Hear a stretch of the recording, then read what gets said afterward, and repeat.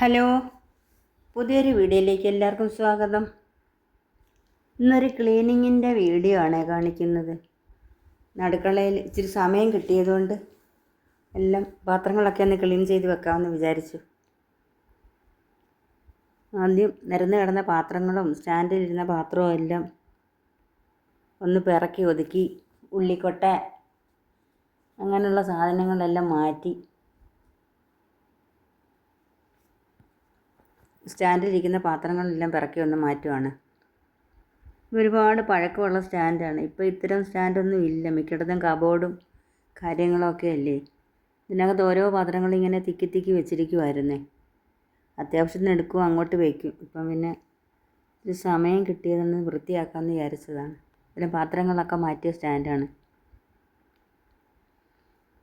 ഇനി അത് നല്ലപോലെ ചൂല് കൊണ്ടൊന്ന് അടിച്ച് വാരി നീറ്റാക്കി എടുക്കാം. മുകളിലൊക്കെ പൊടിയും പല്ലിക്കാഷ്ടവും പാറ്റാക്കാഷ്ടവും എല്ലാം ഒരുപാട് ഇരിപ്പുണ്ട് അവിടെ ഇവിടെയൊക്കെ. ഒന്ന് ചുവപ്പ് വെള്ളത്തിൽ മുക്കി ഒന്ന് തുടച്ചെടുക്കുക. ആദ്യം ചൂല് കൊണ്ടൊന്ന് അടിച്ച് വാരിയിട്ട് ചുവപ്പ് വെള്ളം കൊണ്ടൊന്ന് നല്ലതുപോലെ തുടച്ചെടുക്കുവാണ്.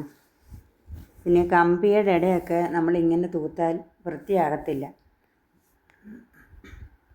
അപ്പോൾ ഒരു തുണി ഇങ്ങനെ മുക്കി ഇതിൻ്റെ ഇടയ്ക്കോടിട്ട് ഇങ്ങനെ വലിക്കുവാണെങ്കിൽ അവിടെ എല്ലാം നല്ല ക്ലീനായിട്ട് കിട്ടും.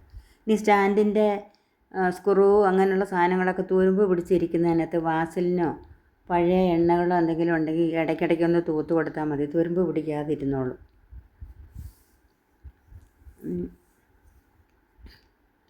സവാള കിഴങ്ങെല്ലാം കിടക്കുന്ന കൊട്ടയൊന്ന് വൃത്തിയാക്കുക. അവിടുത്തെ എല്ലാം പറക്കി മാറ്റി ഞാൻ ആദ്യം പൊടിയെല്ലാം ഒന്ന് തൂത്ത് വാരിയെടുക്കാം. ചാനൽ ആദ്യമായി കാണുന്നവർ, സബ്സ്ക്രൈബ് ചെയ്യാത്തവർ ഒന്ന് സബ്സ്ക്രൈബ് ചെയ്യണേ. വീഡിയോ ഇഷ്ടപ്പെട്ടാൽ ഒന്ന് ലൈക്ക് ചെയ്യാൻ മറക്കല്ലേ. കമൻറ്റും ഷെയറും ഒക്കെ ചെയ്യണേ.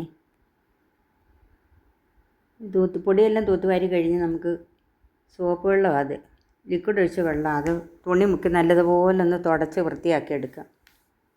ഈ സ്റ്റാൻഡെല്ലാം വൃത്തിയാക്കി ഉണങ്ങി സ്റ്റാൻഡ് അതിനകത്ത് പാത്രങ്ങളെല്ലാം പിറക്കി വെച്ച്